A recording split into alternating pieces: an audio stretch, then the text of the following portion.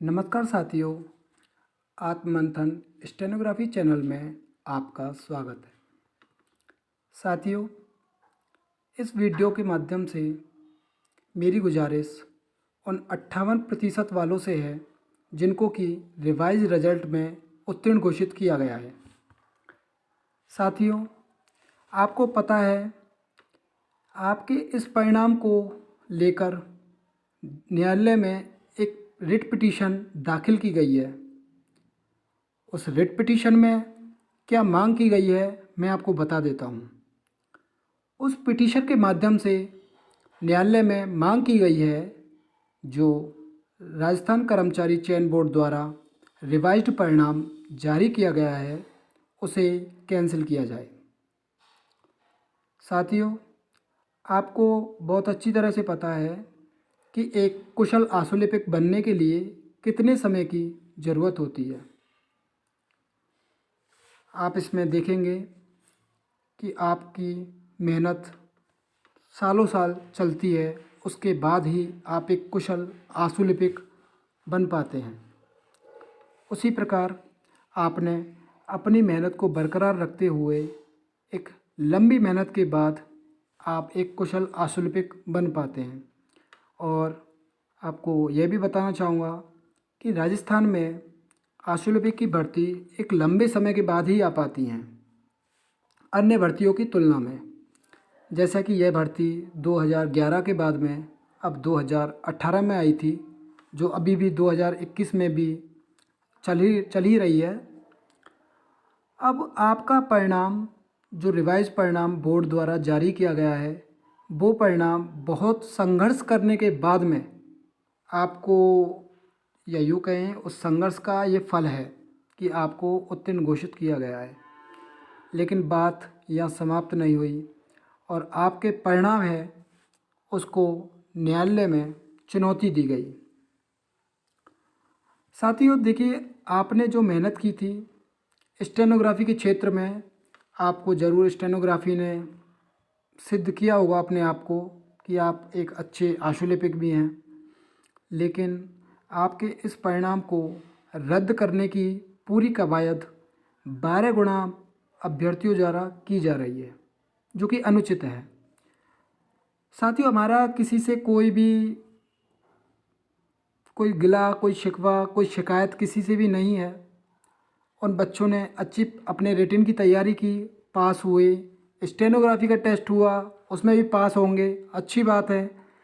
लेकिन आपको पास किया गया जो कि एक नियम के तहत किया गया है, उस आपके पास होने से उन 12 गुना अभ्यर्थियों को भी कोई परेशानी नहीं होनी चाहिए थी।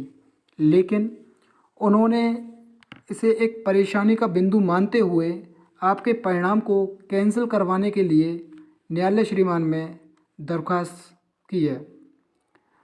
उसके रिगार्डिंग मैं आपको ये भी जानकारी देना चाहता हूँ, न्यायालय द्वारा संबंधित बोर्ड को और राज्य सरकार को एक नोटिस इशू किया गया है।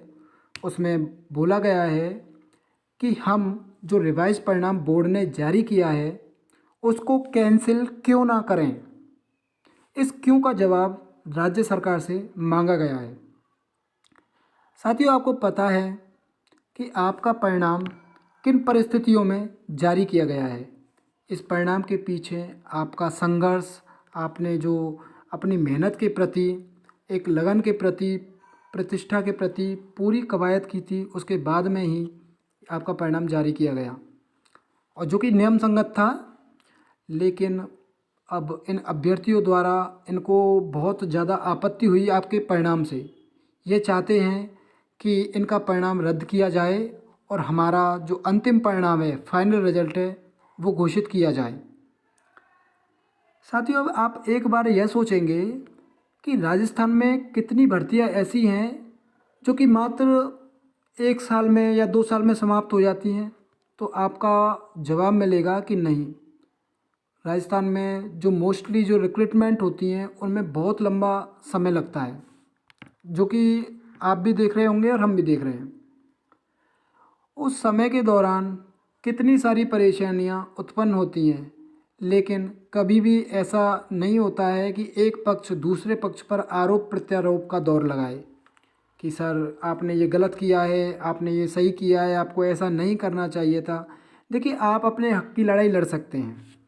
आपकी परीक्षा ली गई थी, आप एक अच्छे स्टेनोग्राफर थे, लेकिन जो कट ऑफ थी उसमें विभिन्न तरीके की परीक्षाओं की तैयारी करने वाले लोगों ने परीक्षा दी और अच्छे मार्क्स लेके आए, जो कि एक स्टेनोग्राफर के लिए संभव नहीं हो पाता है कि 180 और 190 मार्क्स प्राप्त करना, क्योंकि कट ऑफ बहुत ज़्यादा थी, 75 से ऊपर थी जनरल कैटेगरी की। उसके बावजूद भी आपने सरकार को बताया कि आपका ये नियम है, आपने इस नियम के अनुसार हमें उत्तीर्ण घोषित नहीं किया है। बाद में सरकार को समझ में आया और बोर्ड को भी समझ में आया कि जी हाँ, हमने इस परिणाम में त्रुटि कारित की है। उस त्रुटि के संबंध में ही आपको रिवाइज्ड परिणाम के तौर पर उत्तीर्ण घोषित किया गया। इसमें सरकार को और बोर्ड को कोई भी आपत्ति नहीं है। इसमें यदि किसी को आपत्ति है तो सिर्फ और सिर्फ उन 12 गुना लोगों को है जिनका स्किल टेस्ट हो चुका है। तो साथियों, ये आपको भी पता है कि जिन बच्चों का स्किल टेस्ट हो गया उनके मार्क्स भी आपसे बहुत अच्छे हैं, क्योंकि आपके तो कम थे इसलिए आपको पास नहीं किया गया। तो उनको उनसे ऐतराज़ नहीं होना चाहिए कि आपने एडिशनल रिजल्ट जारी क्यों किया, क्योंकि वो न्याय संगत नहीं था। इसीलिए सरकार की तरफ से जो आपका परिणाम जारी किया गया था वो नियम के अकॉर्डिंग एडिशनल जो कि उन्होंने गलती कर दी थी उसको गलती को ठीक करते हुए आपका परिणाम जारी किया गया। इसी संबंध में मैं आपको एक बात फैक्ट बताना चाहूँगा कि राजस्थान विधानसभा में, राजस्थान उच्च न्यायालय में और बहुत सारे डिपार्टमेंट हैं जिनमें लिखित परीक्षा आयोजित नहीं की जाती है, और उनका जो ग्रेड पे होता है या उनका पदमान होता है वो बहुत बड़ा होता है, फिर भी वो लिखित परीक्षा कंडक्ट नहीं करवाते हैं। अब आपके मन में एक विचार आया होगा कि ऐसा वो लोग क्यों करते हैं। वो ऐसा इसलिए करते हैं कि उनको पता है कि एक अच्छे आशु लिपिक का चयन करना कितना कठिन होता है। अगर वो एक रिटन परीक्षा आपको आयोजित करवा देते हैं और यदि आप उसे पास नहीं कर पाते हैं तो उन्हें पर्याप्त मात्रा में कुशल आशुलिपिक नहीं मिल पाएंगे। ये बात फैक्ट है। जो एसएससी करती है या अन्य कोई डिपार्टमेंट रिटन से करते हैं तो आप गौर कीजिएगा, उनकी जो आशुलिपि की परीक्षा होती है वो क्वालिफाइंग नेचर की होती है, उसके मार्क्स नहीं होते हैं। क्यों नहीं होते हैं? क्योंकि वहाँ पे उनको सिर्फ और सिर्फ रिटन में एक्सपर्ट चाहिए, स्टेनो में एक्सपर्ट नहीं चाहिए। स्टेनो में सिर्फ उनको इतना चाहिए कि हाँ इसको स्टेनोग्राफी आती है। लेकिन यदि आप राजस्थान सचिवालय, माफ़ कीजिएगा, विधानसभा की बात करो, राजस्थान उच्च न्यायालय की बात करो, वो केवल और केवल आपकी दक्षता के आधार पर ही आपका चयन करते हैं, ना कि आपकी लिखित परीक्षा के आधार पर। लेकिन जब आप राजस्थान कर्मचारी चयन बोर्ड की भर्ती को देखेंगे तो इसमें एक लिखित परीक्षा आयोजित की गई है। उसके बाद में एक 100 नंबर की आशुलिपि टेस्ट भी कंडक्ट करवाया गया है। जब 100 नंबर का एक आप टेस्ट ले रहे हैं और एक रिटन भी ले रहे हैं तो आपको उन लोगों को पता है कि जो अच्छे स्टेनोग्राफर्स होते हैं, अगर रिटन को बहुत उस रिटन का स्टैंडर्ड बहुत हाई फाई रखा जाएगा तो वो शायद ही परीक्षा को पास कर पाएँ और स्टेनो बन पाएँ, क्योंकि पर्याप्त स्टेनो नहीं मिल पाएंगे। इसलिए उन्होंने क्या किया कि आपके रिटन को बहुत ही निम्न लेवल का रखा, जो कि आपको भी पता है, क्योंकि उन्हें पता था कि एक स्टेनोग्राफी की तैयारी करने वाला कैंडिडेट एक अच्छे रिटन क्वालिफाई नहीं कर पाता है, वो एवरेज ही कर पाता है, उसका संभव नहीं है क्योंकि उसका पूरा ध्यान स्टेनोग्राफी में होता है। लेकिन यहाँ पे जिन बच्चों का स्टेनो से कोई लेना देना नहीं था और एक अल्प तैयारी बोल सकते हैं, 1 से 2 महीने की तैयारी की गई थी, उसको आपको पता है स्टेनोग्राफी की जो किताब होती है उसको भी कंप्लीट करने में 6 से 1 साल लग जाती है, 6 महीने से लेकर 1 साल के अंतराल के अंतर्गत ही वो कंप्लीट हो पाती है। लेकिन उन्होंने सिर्फ और सिर्फ इसलिए इस परीक्षा को दिया था कि हम रिटन में अच्छा स्कोर कर लेंगे और मात्र 36 मार्क्स जो कि क्वालिफाइंग मार्क्स हैं वो हमें चाहिए, हम वो ले आएंगे और हमारा सिलेक्शन हो जाएगा। यदि आप उस तथ्य को देखें तो आपको मिलेगा कि इन्होंने जो परीक्षा दी थी उसका स्तर बहुत निम्न लेवल का रखा और वही हुआ जो वो लोग जो कि आज आप उनको 12 गुना बोल रहे हैं, वो लोग उसमें सक्सेस भी हुए। उनके रिटन में बहुत अच्छे मार्क्स आए, 170, 180।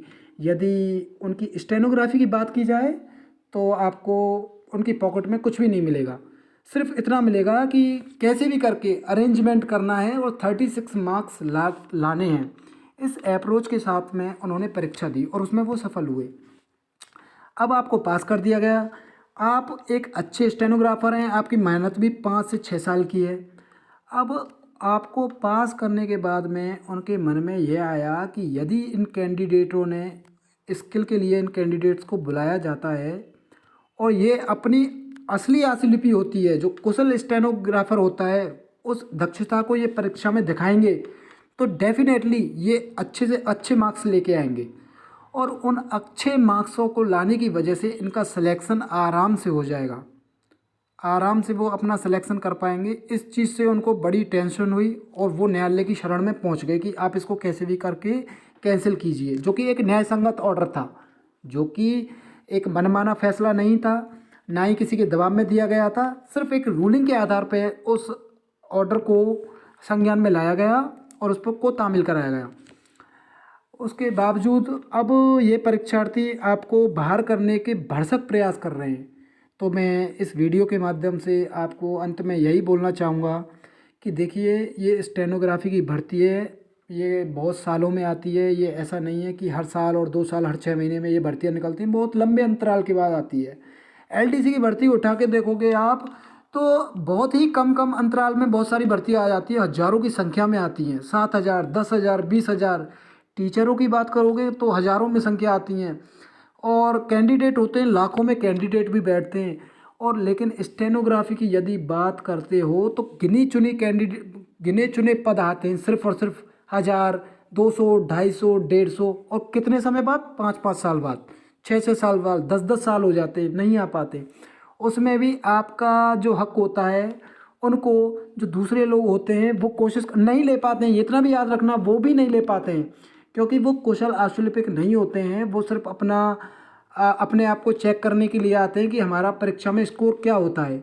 जैसे कि बड़ी बड़ी परीक्षाओं में आरएएस जैसे देखा होगा आपने, बहुत सारे कैंडिडेट बैठते हैं सिर्फ अपने आप को चेक करने के लिए।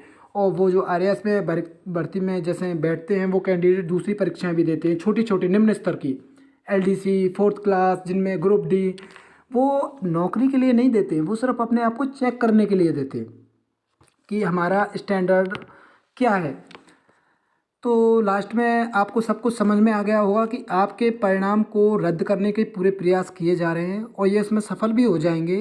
और आप देखना, लग तो इनका सिलेक्शन हो भी जाएगा, लेकिन सिर्फ अपने रिटन के आधार पर, ना कि स्टेनो के आधार पर, जबकि भर्ती है स्टेनोग्राफर्स की।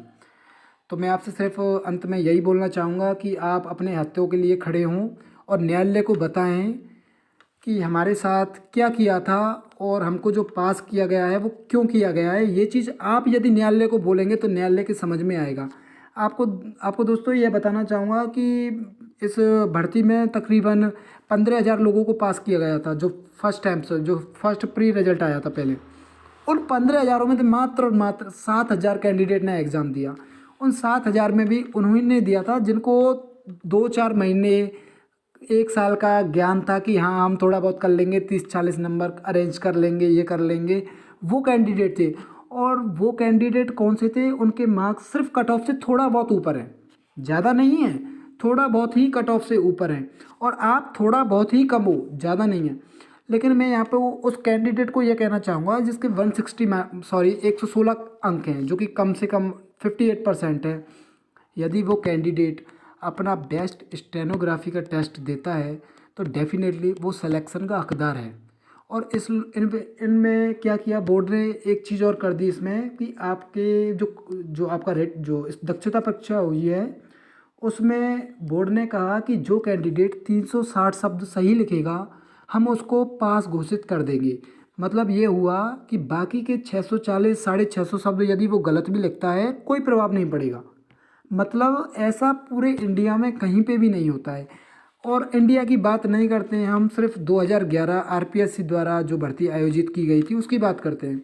उस भर्ती में भी आरपीएससी ने बहुत एक मापदंड अपनाया था कि 850 शब्द जो कैंडिडेट सही लिखेगा हम उसको उसको न्यूनतम मार्क्स देंगे। न्यूनतम का मतलब जैसा कि ये आपका जो 36% है, उससे क्या हो जाएगा कि जो कुशल का आशुलिपिक होंगे वही सिलेक्शन के हकदार हो पाएंगे। और जो बेफिजूल के जो कैंडिडेटों ने पेपर दिया, जैसे कि इसमें 12 गुना में मोस्टली इसी में ही हैं वो ज़्यादातर, ये मतलब ऐसे कैंडिडेट बाहर हो जाएंगे। अब इनको डर है कि कहीं यदि बोर्ड ने आपकी दक्षता परीक्षा करवा दी तो डेफिनेटली ये मानिएगा उन 1200 पदों में असली हकदार आप ही होंगे। इस चीज़ के लिए इन्होंने पूरी कोशिश कर रहे हैं कि इस भर्ती परीक्षा को जो आपका रिवाइज रिजल्ट है इसको कैंसिल कराया जाए। अब लास्ट में सिर्फ मैं आपको यही बोलना चाहूँगा कि आप एक बार खड़े हो जाइए और खड़े होने के बाद में न्यायालय को बताइए कि हमारे साथ में ऐसा कोई भी कृत्य कारित नहीं किया जाए जो हमारे हितों को प्रभावित करे। इसलिए न्यायालय आपको देखेगा, आपकी संख्या भी देखी जाएगी और आपका जो नियम है वो नियम आपके साथ रहेगा। और सरकार का कुछ कह नहीं सकते, सरकार आपकी पैरवी करे ना करे। सरकार, क्योंकि सरकार तो पहले भी आपको पास करने के पक्ष में नहीं थी, ना बोर्ड पक्ष में था। वो जो आपको जो रूलिंग पेश की गई थी उसके आधार पे सरकार को दबना पड़ा कि हाँ हम लोगों ने गलती की है, इसलिए दबना पड़ा। लेकिन न्यायालय अगर वो किसी के हितों को देखता है इन 12 गुना को कि इनका परीक्षा हो गया, इनका दक्षता परीक्षा भी हो गई, उसके बाद में बोर्ड ने पहले रिजल्ट जारी क्यों नहीं किया, तो हो सकता है वो उस रिजल्ट को कैंसिल कर दे जो कि आपका रिवाइज्ड परिणाम है। लेकिन यदि आप इस कोर्ट में इस मुहिम में खड़े हो गए तो यकीन मानिएगा आपकी ही जीत होगी, इसमें कोई दो राय नहीं है। आपकी जीत निश्चित है। और आप अगर अच्छे स्टेनोग्राफर होंगे, अच्छी स्टेनो गति होगी और कुशल आशुलिपिक होंगे तो डेफिनेटली आपका सिलेक्शन भी हो जाएगा, इसमें कोई डाउट नहीं है। इसमें उस कैंडिडेट का भी सिलेक्शन होगा जिसको 116 नंबर देकर पास किया गया है, यानी न्यूनतम, उसका भी सिलेक्शन होगा। ये मैं आपको बहुत ही स्टडी करने के बाद मैं बता रहा हूँ फैक्ट। फिर उस फैक्ट को फिर मैं जब निकाला गया कि ये 12 गुना अभ्यर्थी इतना आपके ऊपर प्रेशर, न्यायालय के ऊपर या बोर्ड के ऊपर प्रेशर क्यों बना रहे हैं, तो बात निकल के आई है कि इन लोगों के 36 नंबर जो कि क्वालिफाइंग मार्क्स है वो भी बड़ी मुश्किल से आ रहे हैं, बहुत मुश्किल से आ रहे हैं, लेकिन इनके रिटन में अच्छे मार्क्स हैं। लेकिन जब आप अच्छी स्टेनोग्राफी करोगे और आपके अच्छे 80 नंबर से ऊपर आएंगे, 85 90 आराम से आएंगे आपके नंबर, जो अच्छे स्टेनोग्राफर होंगे उनका सिलेक्शन डेफिनेटली हो जाएगा, वो रिकवर कर लेंगे कैसे भी करके।